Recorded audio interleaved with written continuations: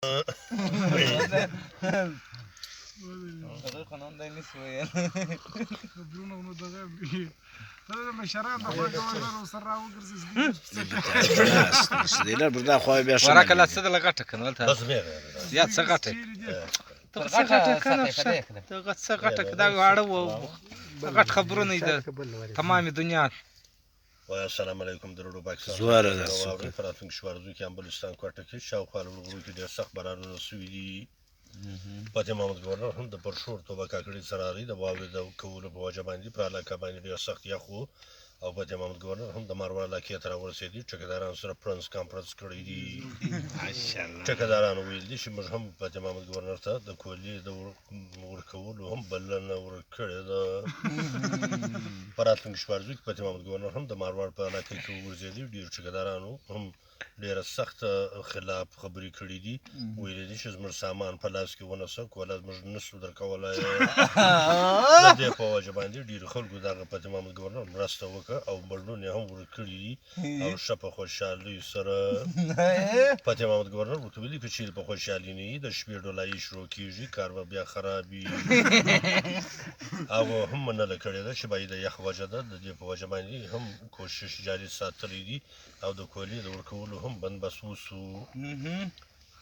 په زرګر کمپنۍ کې هم پاتې محمد ګورنر نادر خان انسپکټر ته هم خبره بلنه ورکړې ده نادر خان انسپکټر هم یو بډ ورکړی دي او د بډ په وجه باندې هم ګاډۍ راورسېده ډېره زوروره پسنجر ګاډۍ ده چې پاتې محمد ګورنر د هغه اشتاقه تر دې ځای کې راتلی 15 ځایه سرمات سو په راتلونکي شپاړسو کې شاوخوا علاقه کې هم پاتې محمد ګورنر ویل دي ټیکهدارانو دومره سږکال دومره په صاف سوي دي د چا کولې د تازه وتلي دي او د ورکولو هم هېڅ زړه نه پرې کېږي د ماروان علاقه کې پاتې محمد ګورنر ویل دي چې د لیبر د زیاتوالي په وجه باندې دومره زیات لیبر سوي دي چې دا ځای خرک راوړل چې پاتې محمد ګورنر ډېرې بدې خولې ورکړي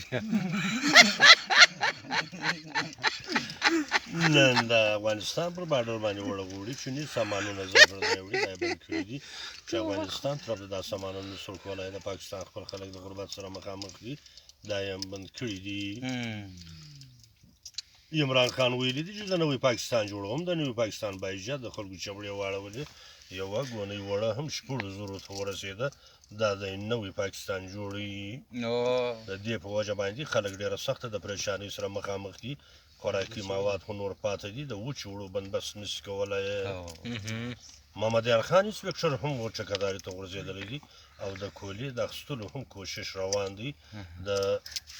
15 ټنه مال یې هم اخیستی دي د دې په وجه د مزریو خواته وړي او هلته ویلي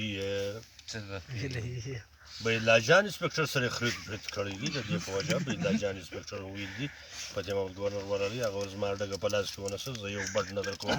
د دې په وجه پاتې محمد ګورنر هم ډېره سخته پریشاني کړې ده